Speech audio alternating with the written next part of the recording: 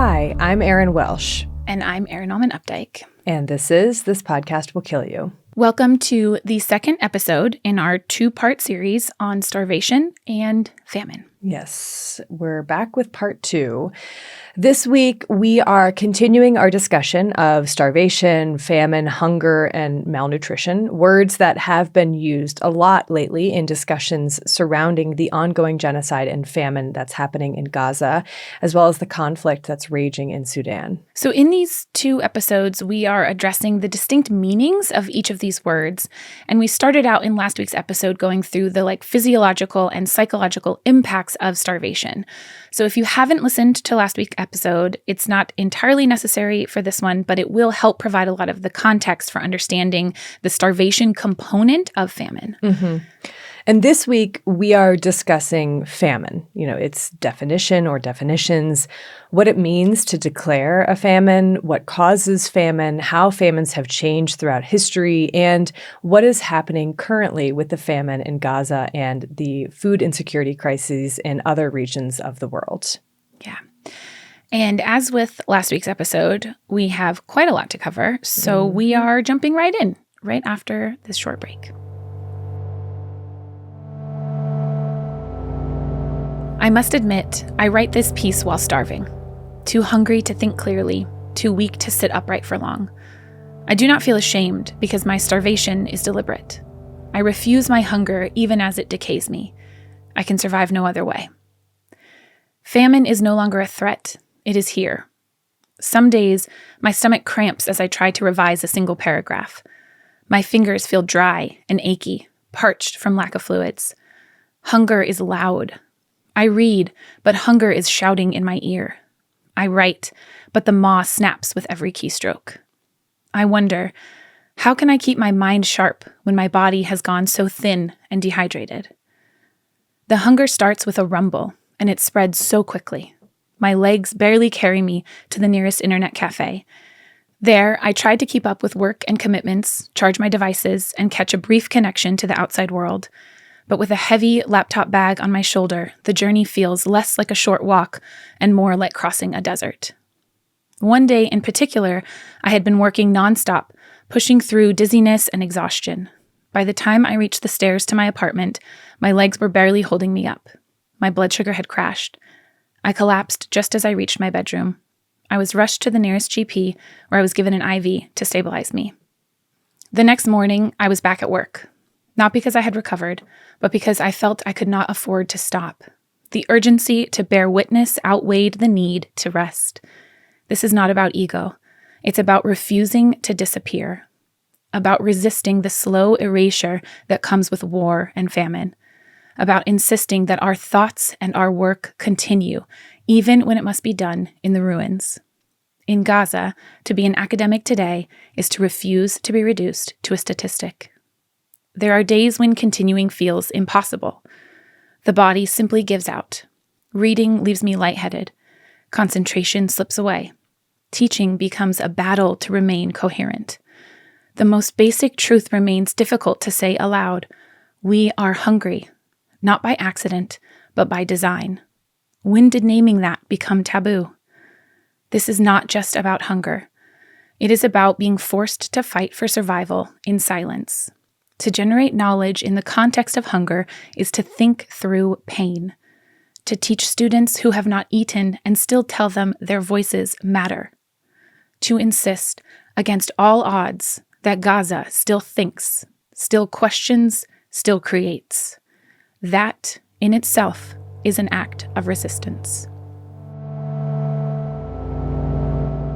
As you took us through last week, Erin, the physiological effects of starvation or undernutrition or malnutrition go way beyond simply not having enough to eat and enough energy to function properly.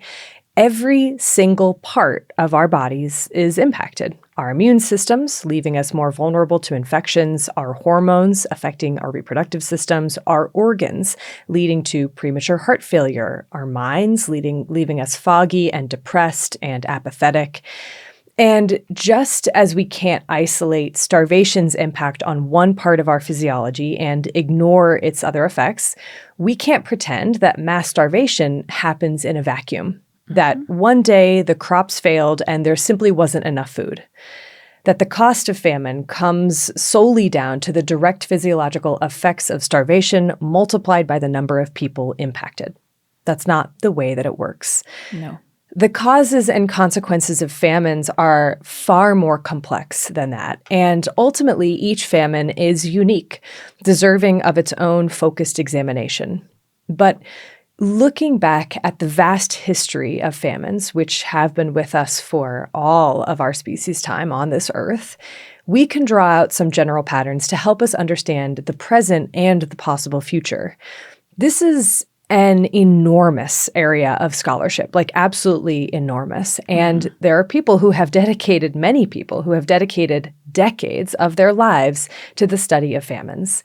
And I really struggled with how to approach this episode, and also like feeling like I can't, like I'm not capable of doing this. But, I thought, should I tell the story of just one famine? Should I talk about famines in history? And ultimately, what I decided to do was to break this down into 5 chapters: definition, causes, consequences, trends, and the future of famine. It's an oversimplified attempt at trying to understand famine and contextualize what we're seeing. And this is far from exhaustive coverage of a massive and massively important topic, but fortunately, there's some additional reading that I can point you towards. So for this episode, just wanted to shout out sources in advance. I mostly relied on a few books. So the book Mass Starvation: The History and Future of Famine by famine scholar Alex DeWall, Famine: A Short History by Cormac O'Grada, Poverty and Famines, an essay on entitlement and deprivation by Nobel Prize-winning economist Amartya Sen, and Red Famine: Stalin's War on Ukraine by Anne Applebaum, as well as a handful of papers. So let's get started. Yeah. Chapter 1, Definition of Famine. What is famine, and why is it important to define it?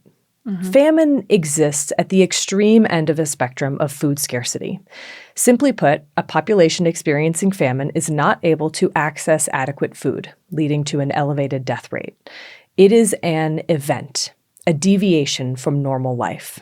Throughout human history, different cultures and languages have used many different words to signify a famine. The ancient Roman orator Cicero used praesens caritas to mean present dearness or dearth. Okay. And futura fames for future famine. Fames, or I'm not sure how you say it, is where famine comes from. It's F-A-M-E-S. Okay. And it's a Latin word for hunger or starvation. It's like the word famished, for instance. In ancient Egypt, the word for famine that combines both hunger and plague, which is, I think, relevant in the context of how infectious disease occurs alongside. Oh, yes. The Italian word for famine, carestia, means dearness, so like things that are scarce and expensive and difficult to obtain. Okay. In medieval England, the word dearth was used to refer to famine as well as dearness. And the German word for famine, Hungersnot, I'm probably really butchering that pronunciation. It refers to hunger associated with scarcity of food. Okay. Some famines have their own specific name. There's the Holodomor, with death by hunger in Ukraine, 1932 to 1933. The Skull Famine in India, 1790 to 1791.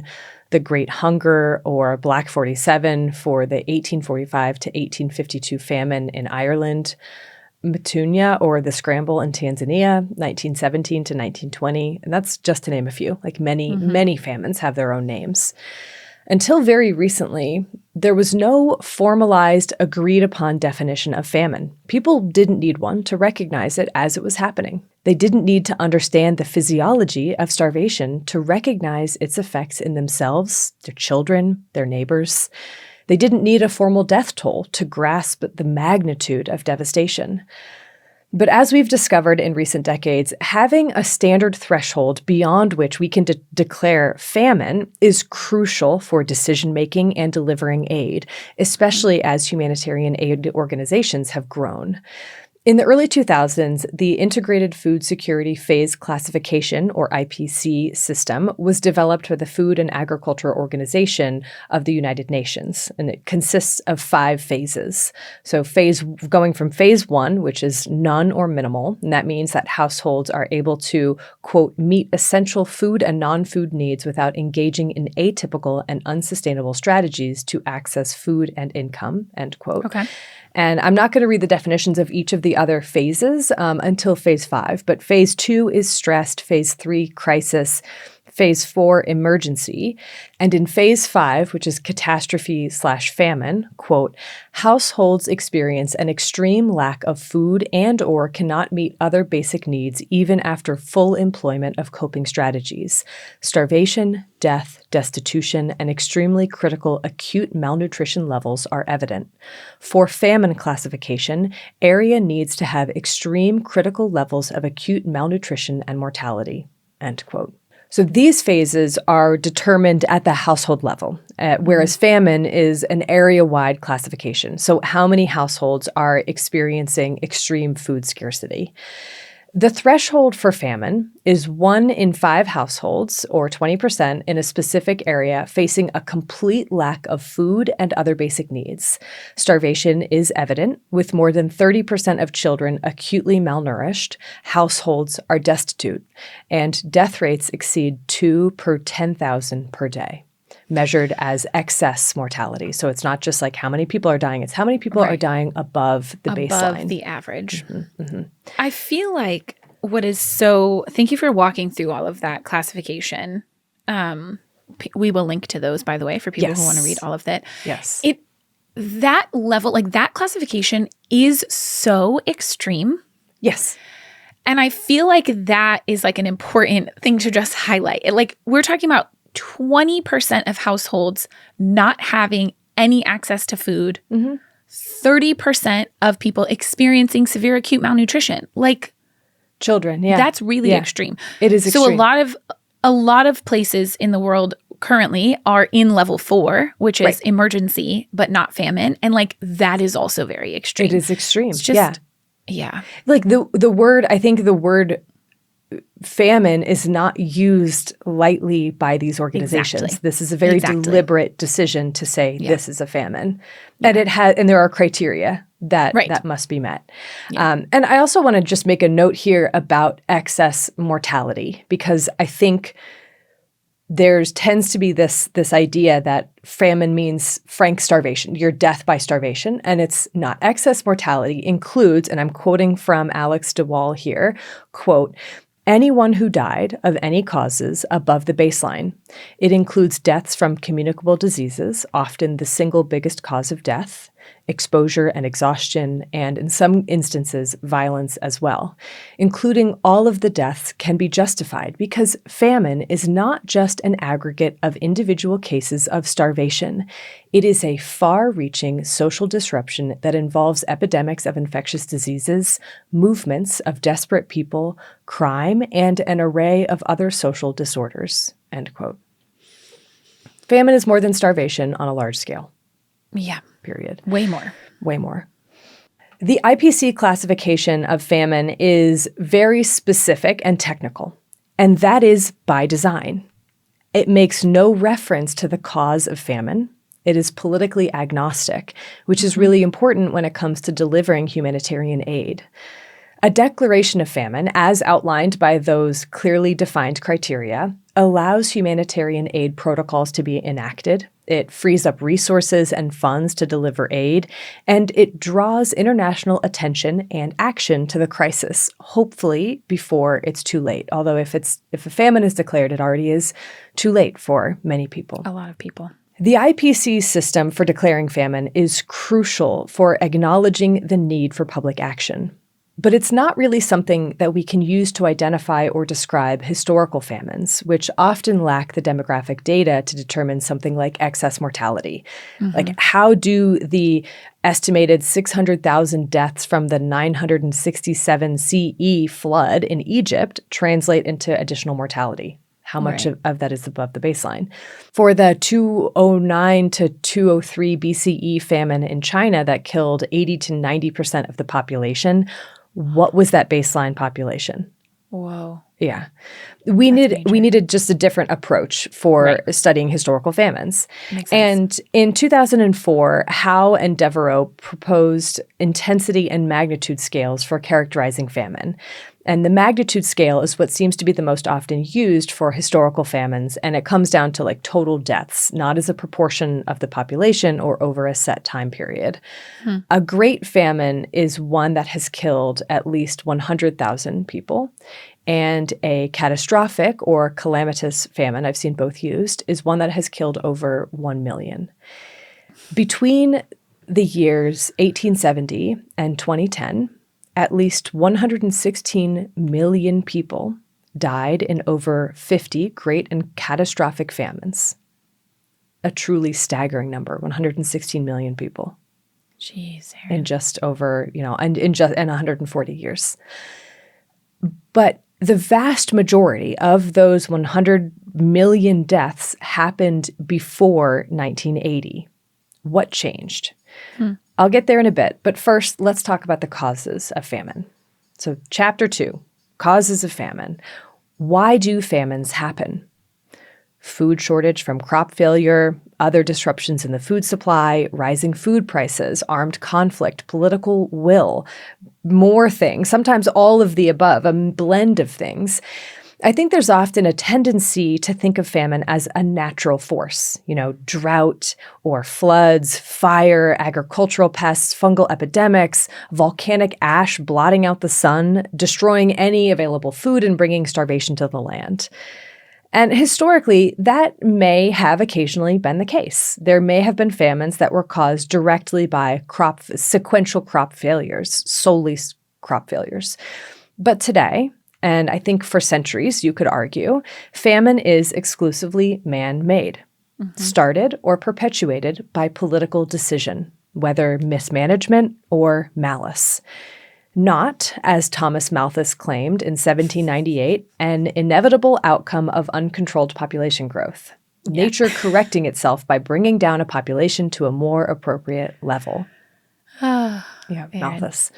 Yeah, there's in Alex de Waal's book, he refers to it as like the Malthus zombie, I think. It's like this idea, this concept that just won't die, that somehow food will be the only limiting factor. It won't be. There will be many things before food or contributing, and we're not even close to that. That's a whole separate discussion. Right.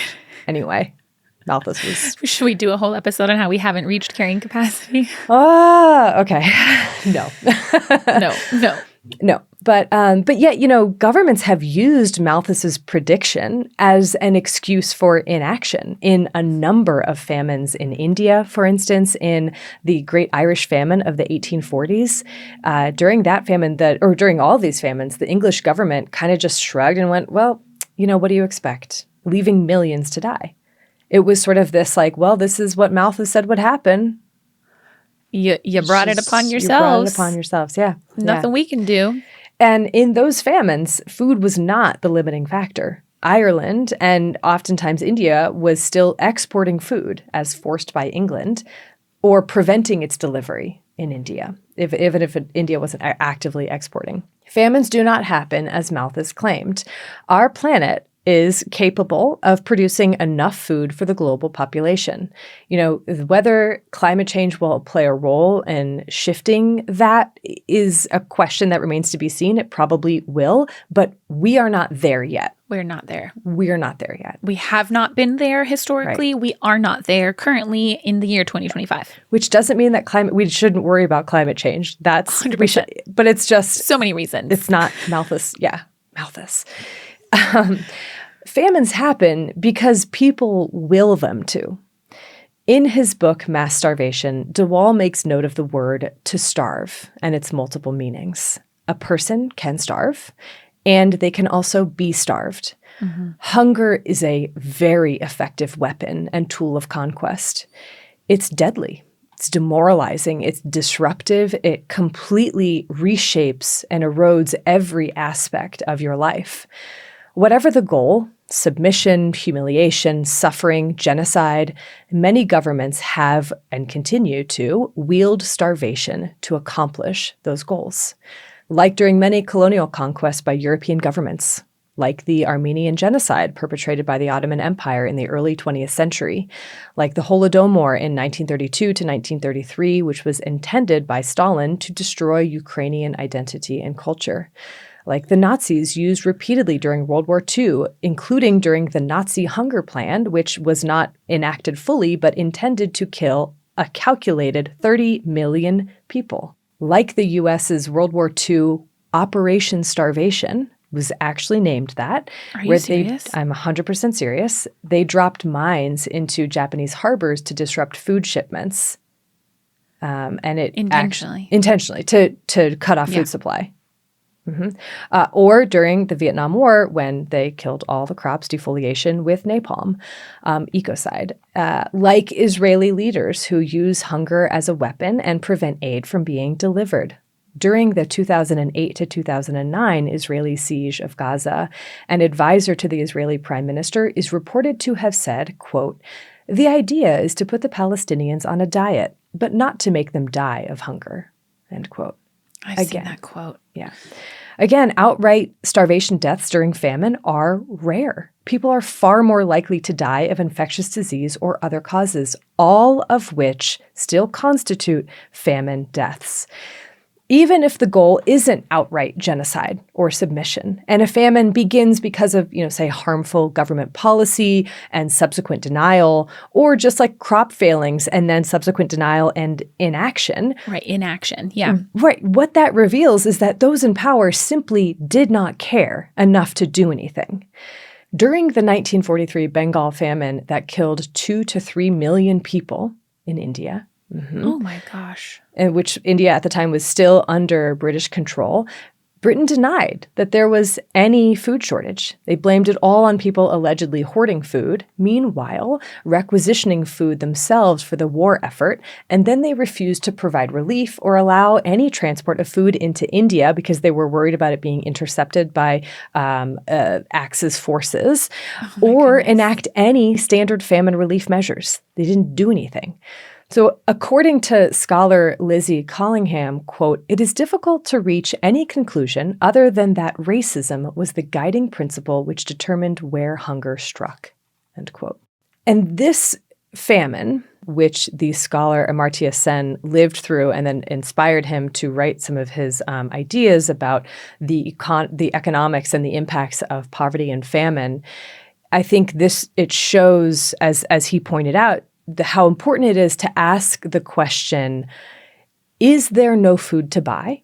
Or is it that there's no money to buy food? Or is it that you are prevented from buying food? These are very crucial differences. Malthus would probably say that famines happen when there's no food to buy. There's just no food. There's no food. But in this modern era, and likely during Malthus's time, food is never the limiting factor. It's about access and who prevents access.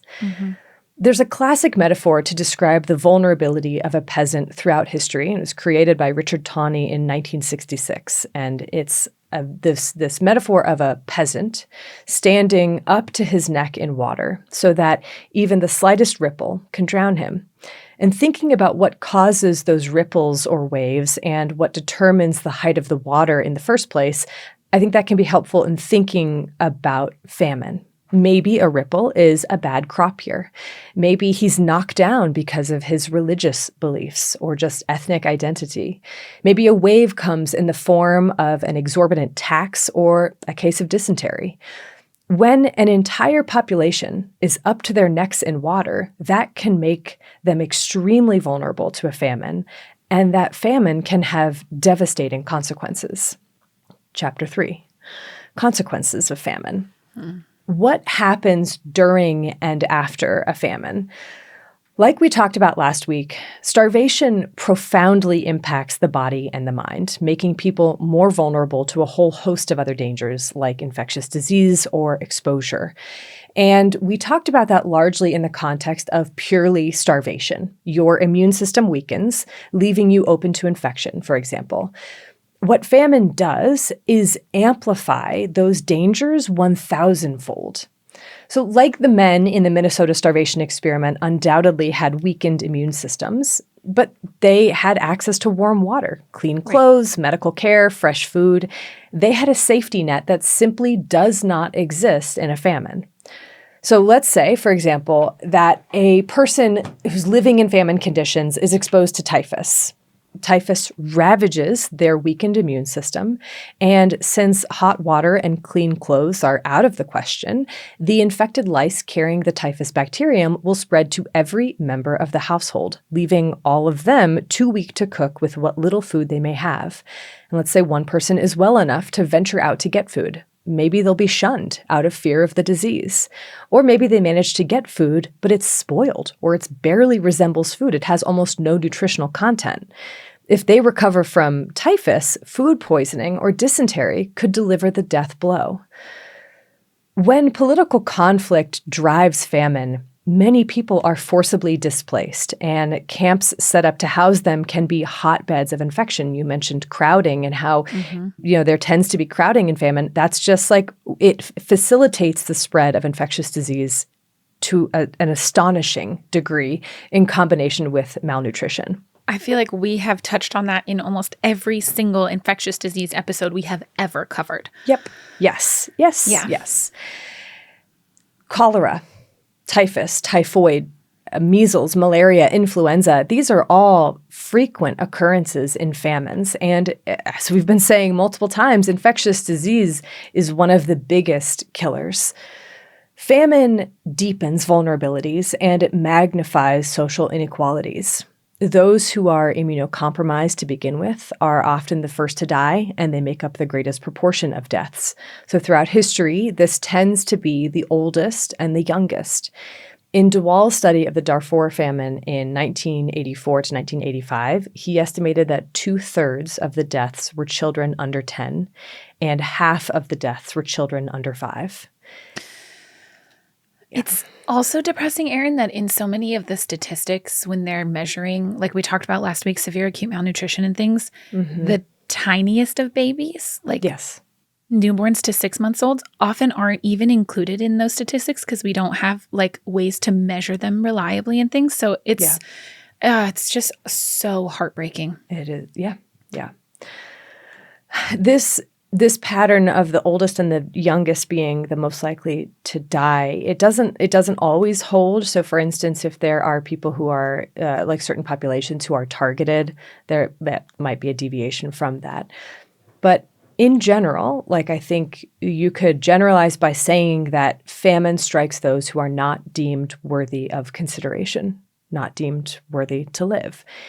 Here's a quote from Dewall. Quote, "Famines strike selectively. It is the poor and politically excluded who are its first and principal victims, commonly its only ones. Starvation relentlessly hunts out outsiders and marginalized minorities. Or, to phrase it more accurately, those in power administer famines so as to target these people. In a large number of the famines in our catalog, including all the most recent cases, the victims have been constituencies identified as subversives or enemies of the state. Today's resurgence of xenophobia and resource nationalism across the world bodes ill for the politics of feminogenesis." End quote.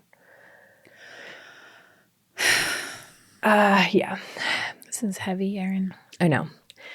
Beyond the physical effects of starvation, those in a famine also grow increasingly apathetic, beyond despair. They disengage or become asocial. Survival just shuts everything else out. The cost of famine is often reported as the number dead. But just as starvation is merely one component of famine, the death toll in a famine represents just one devastating outcome. What about the lives forever altered? The trauma, the lasting physical harm, the cognitive impairments, the drop in birth rate, the horror of watching your family, your friends, your neighbors perish while the world just looks on or turns away. The damage that famine causes spans generations. Adults that were exposed to famine while in the womb are at higher risk of certain diseases like type 2 diabetes, as well as mental health issues. A famine is an event. It has a start and an end, murky though they may be. But that event stays with those who lived through it for the rest of their lives, even if, like those who lived through the Holodomor or the Great Leap Forward famine in China in the 1950s, you are forbidden from discussing it. How can it be forgotten? One visitor to Ukraine a decade after the famine in 1932 to 1933 reported that, quote, 10 long years had been unable to erase those murderous traces and to disperse the expiring sounds of the innocent children, women, and men, of the dying of young people enfeebled by famine. The sad memories still hang like a black haze over the cities and villages and produce a mortal fear among the witnesses who escaped the starvation. End quote. Those two famines that I just mentioned, the Holodomor and the Great Leap Forward, those mark the two most extreme famines of the 20th century. They killed 3.3 million and 32 million people, respectively. Jeez, Erin. Many modern scholars of famine believe that the age of catastrophic famines like these, that number in the millions or multiple millions, they believe that it might be over. Is it? Like, what patterns are we seeing? Chapter 4, Trends in Famines. How have famines changed over time? Famine has always been with us. The story goes that when many human societies gradually began their transition from hunting and gathering to agriculture and livestock, food production went up, infectious disease went up, and dietary deficiencies went up due to overdependence on certain staple foods like grains. Right. The sedentary lifestyle may have sheltered agrarian societies from fluctuations in food supply. Whether they were truly more sheltered than hunter-gatherer societies, it's up for debate. Interesting. But at the same time, their dependence on crops may have also made them more susceptible to sequential crop failings. So, for instance, repeated crop failure and livestock disease led to the Great European Famine of 1315 to 1317 that killed 10% of the population. And this was just a few decades before the Black Death would carry off 30% more. Can you? Oh, man. Yeah. The age of European colonialism, beginning in the 1490s and lasting at least through World War I, led to many famines, either as a direct result of the upheaval and violence imposed on those populations — remember, hunger is a weapon — or indirectly, as imperial conquest destroyed the buffers that people had in place to protect against famine. So like when European governments would force people to farm European crops rather than indigenous plants that they had been growing. Right. Okay. The severity of these colonial-era famines was deepened by the fact that the colonizing governments rarely provided any sort of relief. The lives of those who suffered did not matter. So, for instance, there was an enormous famine in South Asia following the British East India Company's conquest of Bengal in the 1770s that led to the death of 1/3 of the population. This famine was not the exception. It was the rule. And famines like these followed into the late 1800s and early 20th century. The causes were multifaceted and dependent on the region. So there might be like severe drought, crop blight, foods, disruption of economic structure by colonialism, culture erasure via colonialism, a combination of everything. But what followed seemed fairly consistent: the lack of any relief. Instead of easing the tax burden, colonial governments continued to extract brutal taxes under the threat of violence. Instead of stopping the export of food from a country starving to death, the export continued. Instead of providing adequate food and relief programs in an effort to stop or slow the famine, government handed out quantities of food that matched the rationing in Nazi concentration camps. So it'd be like, here's 400 calories. Yeah. Over the first few decades of the 20th century, the age of colonial famines was supplanted by those created by totalitarian regimes. So the Holodomor in Ukraine, which I've mentioned a few times now, Raphael Lemkin, who was the person to coin the term genocide in 1944, he considered this famine to be genocide by starvation. The Nazi hunger plan, which was intended to kill 30 million quote-unquote useless eaters in Eastern Europe and the Soviet Union via starvation. Japanese occupied territories like Burma, Indonesia, and Vietnam all suffered mass starvations since food was prioritized to feed the occupier. But even these famines would pale in comparison to the Great Leap Forward famine in China between 1958 and 1962, which killed at least 25 to over 30 million people. The largest famine in history. I mean, I don't know how you can even begin to wrap your mind around numbers like that. No, you can't. You can't. And while environmental factors contributed somewhat to this famine, the lion's share of the blame goes to Mao Zedong's policies. Farmers were forced to leave their farms to work in factories to try to match the economic growth of what was seeing in some of Western countries, for instance, like steel factories. And this actually was, the Great Leap Forward famine was a situation where outright starvation was actually often the cause of death for many. And silence was the rule. The true scope of this famine wasn't realized for 20 years after it ended due to censorship policies. So no one knew. And then it was just like the numbers just kept growing and growing. A few more catastrophic totalitarian famines with over 1 million deaths occurred in the last decades of the 20th century in Cambodia and North Korea. But then the trajectory of famines began to shift. More often, famines were occurring in sub-Saharan Africa. Drought played a role, but the leading driver was war, associated, of course, with like armed conflict, poverty, harmful economic policies, and displacement. Ethiopia, Sudan, Somalia, Darfur, the DRC, and other regions have all experienced these famines. The 1983 to 1985 famine in Ethiopia that killed 600,000 people was among the first to draw an international humanitarian aid response.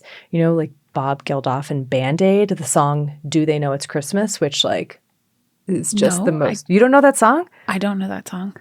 Oh God, it's like, do they know it was sung, it was like, so it created a lot of money. It like, you know, brought in a lot of money for humanitarian aid, but the lyrics of that song are so heartbreaking, condescending. No. Oh, do they know it's Christmas? First of all, Ethiopia is one of the places of like the oldest Christian religion, like sects in the world. Anyway, yeah. Okay. Many of which were dying. Yeah. Well, I mean, it's like Band-Aid and these songs like, do they know it's Christmas, etc. They were instrumental in raising awareness and in raising money for humanitarian aid response. This is a really like complicated humanitarian aid in general, and the shifts in humanitarian aid responses and crisis over chronic food insecurities. You know, what draws more money? There's a lot of complications there. It's a hodgepodge of messy mess. It is, but it did mark a huge turning point in terms of how famines were considered on the international scale, on the international politics. And so the expansion was crucial to help relieve the famine in Ethiopia and in subsequent crises. But yeah, there's another quote from de Waal where he says, quote, "It is not driven by the needs of the hungry, but by the political demands of its donors, chiefly Western governments," end quote. And some governments have used aid, not necessarily through like these international humanitarian aid programs, which tend to be more apolitical, but different governments have used aid as like a carrot, you know, on the stick to accomplish certain political goals. So in the U.S. withdrew aid from Bangladesh in the 1970s until they agreed to fall in line with U.S. politics. And by the time they reinstituted aid, it was too late. Like there was no point to it. Yeah. And now we just don't have any U.S. aid. So exactly. Exactly. And this is also not to discount the countless lives that humanitarian aid has saved or the famines that it has directly averted. And like the IPC system, much humanitarian assistance is apolitical, so resources can get to people who most desperately need it.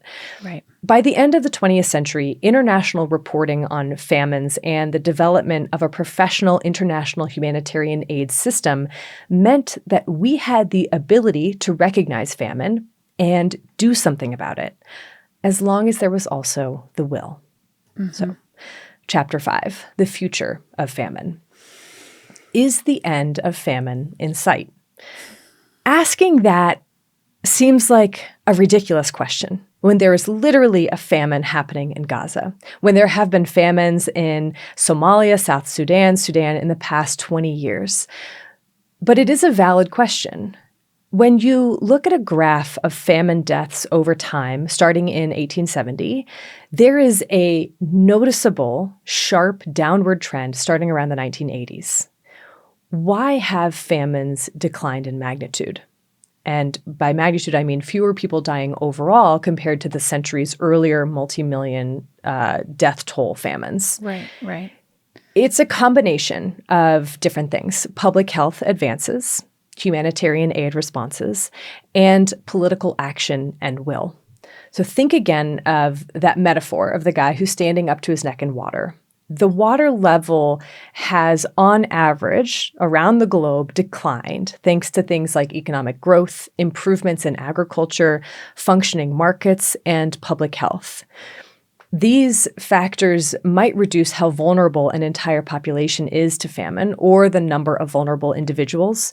They might help reduce deaths due to communicable or other preventable diseases. They might help in getting aid more quickly to a population because there's awareness of that. Right. Agricultural productivity has increased. The impacts of the Green Revolution haven't been all positive, and increased productivity doesn't necessarily translate into more access to food. But it has helped. Thanks to global trade, local food shortages can more easily be remedied. Again, the global food supply is not the limiting factor here. Maybe one day climate change will bring us closer to the edge, but it hasn't yet. We have the tools to prevent, to minimize, to end famine. So maybe the more appropriate question is, why does famine still happen? Why has the threat of famine actually increased within the last 5 years, with more people living with severe hunger and malnutrition? While the globe on average might have the water level lowered, averages can be deceiving. And there are still millions of people standing up to their necks in water. And this is also not geographically evenly distributed, right? So a lot of the biggest famines throughout the 20th century tended to take place in Asia. And that's not the case now. Now, most of the food crises are happening in the Middle East and sub-Saharan Africa. And so in these most vulnerable regions, there are still millions of people who are at risk of drowning, using this metaphor again, with a ripple caused by a job loss, a drought year, violent conflict, an escalation of hatred against people of your religion or ethnicity, rising food prices, forced migration, hostility to refugees, extreme weather events. And I think most worryingly is the apathy that seems to be on the rise, humanitarian aid giving way to nationalism. Quoting again from Mass Starvation by Alex DeWall, quote, and this was written in 2017. Over the last 30 years, we have assumed benevolent governance, that the default option in the international order is to promote humane values and act against needless human suffering. That era may now be passing, and the default setting for global politics may return to the older premise that faraway human suffering, including mass starvation, can be tolerated or ignored, end quote. So that was 2017, and I mean, his prediction has come true. Yeah. To go from George Bush having a no famine on my watch policy, literally that was the policy. This is first George Bush? No, this is George W. Second. Sorry. Yeah. Okay. to Donald Trump slashing U.S. aid, which has played a huge role in famine prevention and relief. I mean, George Bush is a war criminal. But this just shows like how far things have fallen. Right. Yeah, yeah. I mean, it shows how wanting to reduce human suffering, it used to be a given. Right. Like that was like, of course you want to reduce it. Well, it wasn't even that it was political. It was like every person was like, this is, you couldn't, it wasn't one side wanted to reduce human suffering and the other side wanted to promote it. That's what it is now. You know, maybe suffering sometimes does seem like an openly declared goal. But even if it's not that, it is, suffering is permitted. It is acceptable with this administration. And that's not just with this administration, but in many places around the world. It's what we've seen currently happening in Gaza. Famine was officially declared on August 22nd of this year, not caused by food shortages, but food and other aid being withheld by the Israeli government. Not just food also, but clean water, housing, sanitation, healthcare, and fuel. Everything just broken down, leading to the intentional, preventable deaths of thousands of people in Gaza. So I guess to go back to the question of whether the end of famine is here, the answer seems to be no. No. It is theoretically within our grasp. But there is a widening gulf between that theoretical possibility and the reality that we face. And what separates those two is political will, shame, a conscience, the conviction to do the right thing. Can we bridge that gap? I mean, I want to say yes, but how we can begin to is another question. Yeah, Erin, I don't know what else to say. So I'm going to turn it over to you to update us on the goings on in the world today. Yeah. I am going to kind of bring us up to speed with specifically the two areas that the IPC has said that there are two areas in the world that have met famine criteria right now, essentially. But like we talked about in last week's episode, food insecurity and malnutrition overall are not uncommon globally. Mm-hmm. The World Food Program, which is a humanitarian aid organization that is one of the largest, estimated in the middle of 2025 that over 300 million people were facing acute food insecurity, like just in the short term, 70% of which are the direct result of conflict and violence. And the World Health Organization and FAO recently put out a report that estimated that over 600 million people experienced hunger overall in 2024. So this is obviously a very widespread problem, and especially a problem in areas where we see conflict and violence. Mm. Even in places that we maybe think of as not facing food insecurity initially. Right? Mm-hmm. So, for example, in Ukraine, where war has been raging for nearly 4 years now, at least 1/3 of residents in areas of high conflict are still reliant on humanitarian food aid for subsistence. Mm-hmm. So even in areas where we haven't seen or we haven't met criteria for famine, there is a lot of parts of the world that are experiencing severe food shortages and insecurity. But to wrap us up for this episode, I want to focus on the two places in the world that have currently met the IPC threshold for famine, and that is Sudan and Gaza. Mm-hmm. And just like we have seen in most of the modern famines that you walked us through, Erin, prior to this classification of famine, many people living in Gaza and Sudan prior to this declaration were already facing food insecurity. Yeah. And that plays a huge role in how we got to where we are today. Mm-hmm. So starting with Sudan, the world's largest humanitarian crisis is currently happening across all of Sudan. There is a conflict there, and I'm not going to get into like the drivers of these conflicts and things. That's way beyond my scope. But it had been ongoing for several years and escalated in April of 2023. Mm-hmm. So since April of 2023, at least 12 million people have been internally displaced, over half of those children. And the World Health Organization, actually, their estimate was slightly different than IPC's, and they estimated 10.5 million internally displaced and 4 million people displaced across borders into neighboring countries. And this internal displacement, as well as external, like displacement outside of your countries, has led to lack of work opportunities so that families have no reliable income. Food in this region has become substantially, like exponentially more expensive, in part due to scarcity. And that scarcity is very multifactorial. There have been years of low crop yields. There has been flooding, but there are also checkpoints in place. There's difficulties in transporting food. There is ongoing conflict in these areas, like a truly horrific amount of conflict. Right. And this has also made it even more difficult for humanitarian aid to reach the areas that are at most at need. Right. The other thing that I just want to mention that the IPC includes you can read these reports where they go through all of the details of how they came to this conclusion when they say that they meet the criteria for famine in these areas. They also look at food utilization because in these areas, including in Sudan right now, even when food is available, there are difficulties in actually using or consuming it, or being able to, like, your body being able to utilize what you have consumed. Okay. And this is because of a lot of different reasons. There's damage to, let's say, water facilities, so that you don't have access to clean water to be able to cook your food or clean your, things to be able to cook your food with.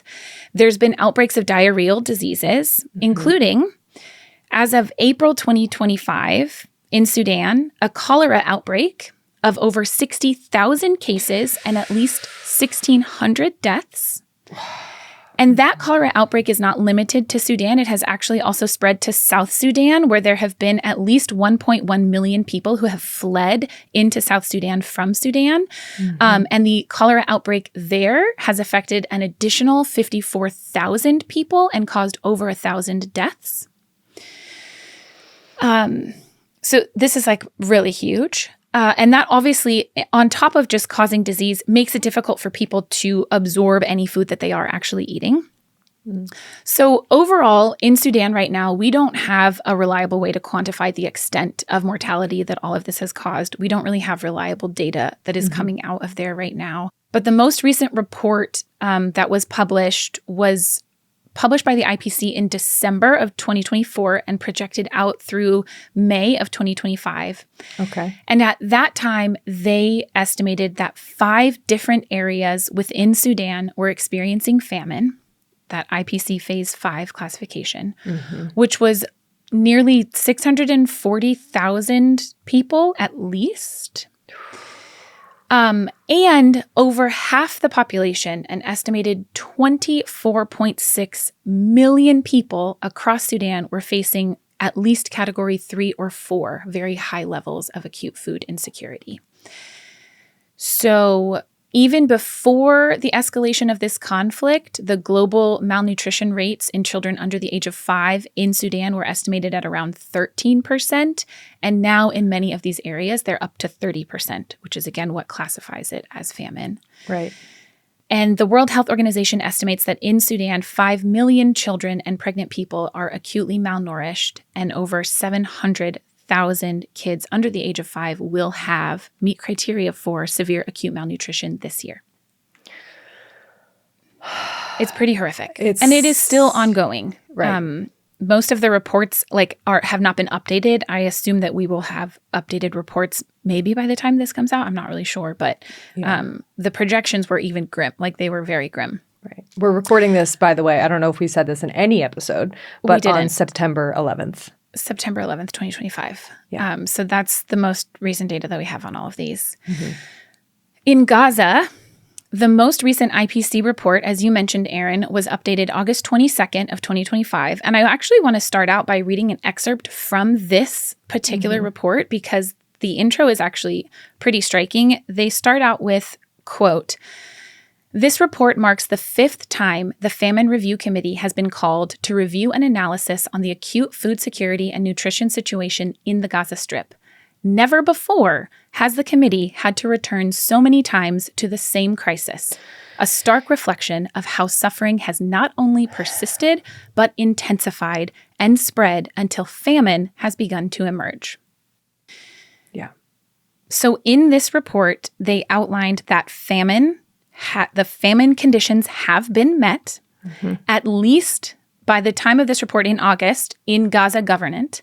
And they projected that by the end of September, so by the end of this month that we're recording, it will likely have spread to several other governorates in the south across Gaza Strip, affecting an estimated 640,000 people already, and at least 1 million people facing emergency or IPC Phase 4 levels of food insecurity.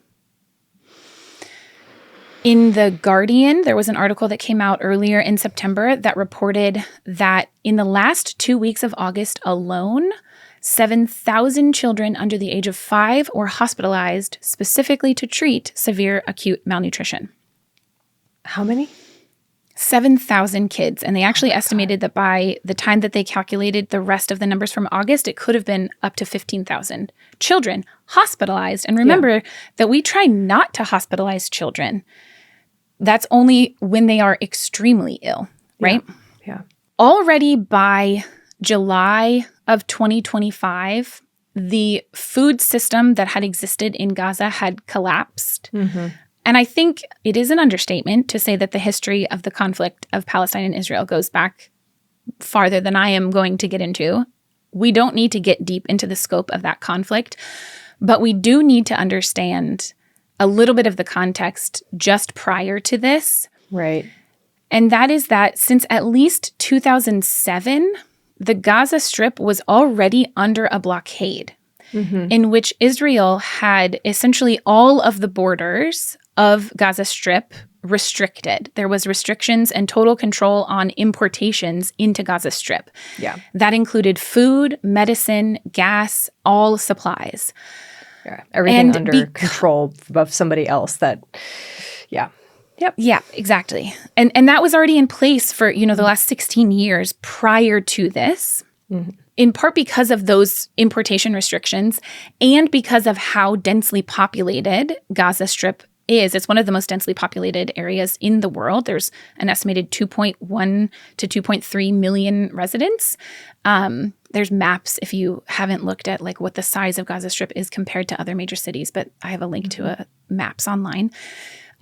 But in part because of how densely populated this region was and is, and because of these controls on importations, residents in Gaza prior to this current conflict primarily relied on imported food. And there was already a very high prevalence of malnutrition. An estimated 90% of preschoolers were not getting adequate daily energy intake. 90%? 90% was the numbers that I saw. And most of this data is coming from very recent reports, but that was actually from an article in a peer-reviewed journal. So it's like not just a news article. Yeah. And before these last 2 years, 75% of the people living in Gaza depended on UN food assistance. So that is similar to how I said that in Sudan, there was a widespread prevalence of malnutrition prior to this. The same was true in Gaza, right? And that's an important context to understand the current situation and how things got so severe so quickly. It also is the case that prior to this conflict, residents of Gaza had access to about 21 liters of drinking water per person per day, which is a little more than what the World Health Organization recommends should be provided to everyone in emergency situations, but is not enough to be able to engage in things like agriculture, sanitation, cleaning, all of that. You need upwards of 70 plus liters per person per day. Right. But despite all of that, prior to this, there was still domestic production of things like eggs, fish, meat, oils. Right now, there is no capacity for domestic production. So Gaza is entirely dependent on outside food. Much of the cropland, over 90% of it, was damaged, and only 1.5% of it is actually undamaged and also accessible. And all of the animals that were used for food, sheep, cattle, goats, poultry, like the statistics on how many of them have survived is horrific. And fishing has also been severely restricted because access to coastal areas is very restricted right now. So from March till May, there was actually no food at all that entered Gaza. And since that time, the amount has fallen far short of the bare minimum that is required to keep people alive. Yeah. And as we discussed both last week and this week, when someone has been under conditions of extreme malnutrition for a long time, their body needs more in order to make up for that difference. So even the bare minimum would not be sufficient at this time. And we're not even getting that, at least as of September 2025. Right. And in the face of such desperate conditions, there have been more and more instances of the few times that food has been allowed in, that food is not necessarily even making it to much of the population because there has been either intercepting or, in many cases, violence, including from Israeli forces at these food distribution sites. Yes. There have actually been 2,339 fatalities among aid seekers, people trying to get food at militarized distribution sites just since May of this year.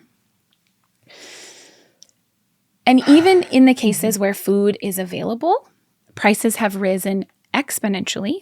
Right. And when you combine that with the fact that almost the entire population of Gaza has been displaced multiple times, many of them have no ability to work. They cannot access that food. There has also been limitations on access to water, to cooking gas, to utensils. And many of the humanitarian aid food packages that have been delivered are composed of foods that you have to cook in order to make edible. Right.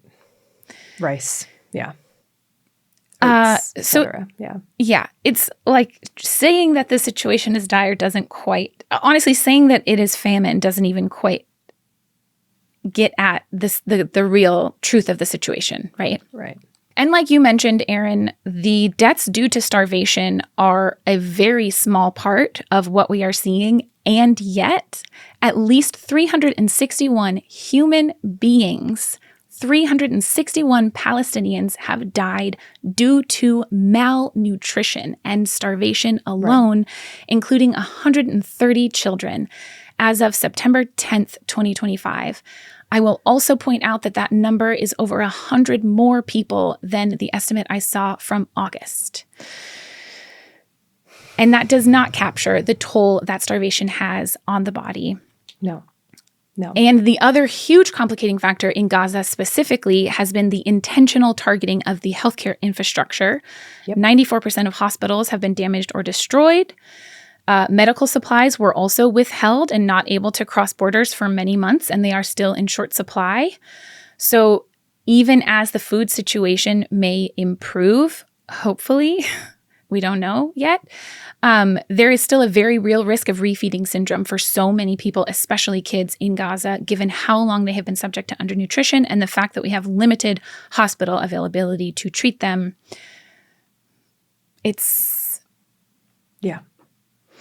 And if anything, like you mentioned, Erin, the current genocide happening in Gaza, the conflict that is raging across Sudan, spreading into South Sudan, food insecurity across so much of this globe, it is very likely that things will get worse, given that the U.S. has dismantled USAID, which used to provide quite a lot of humanitarian relief, and not just in times of conflict, but we have seen other disasters in recent months, like the earthquake in Afghanistan. There was a recent landslide in Sudan, which barely got reported on. There was an earthquake in Myanmar. There's a very long list of places where aid is just not making it in. And it's not just funding cuts, it's also the dismantling of the capacity building that had existed to be able to do the kind of humanitarian work that is needed. Well, and I think that the other thing, too, is that the ultimate goal of many of these aid organizations is to create infrastructure so that it's not a emergency response situation time and time again, and that you can actually prevent emergencies before they happen. And the dismantling of USAID has been so devastating. People are dying. Like I know. Yeah. I am amazed at all of the incredible people who are out there doing the work, doing the humanitarian work, working with Doctors Without Borders, working with World Central Kitchen and the World Food Program and so many others. Reporting on this, letting the rest of us know. I mean, this is because this is the type of, these famines in general are often, because they are man-made, silenced. Yes. And so the people who are risking their lives to deliver aid in whatever capacity and to let the rest of the world know is just, it's unbelievable. Yeah. The heroism. So if you would like to read a lot more about the history of famines and also the current situation that is ongoing across the world, but especially in Sudan and Gaza, we have a lot of sources for you because we did not come up with this on our own. Oh my God. I mean, yes, I have a bunch of books that I shouted out at the beginning. I'm going to shout out again Alex DeWall's Mass Starvation, The History and Future of Famine, published in 2017. Another paper published in 2024, more recently, The History and Future of Famine. Also by Alex DeWall, then by Tezanos Vasquez, Why Do Famines Still Occur in the 21st Century? A Review on the Causes of Extreme Food Insecurity, published 2025.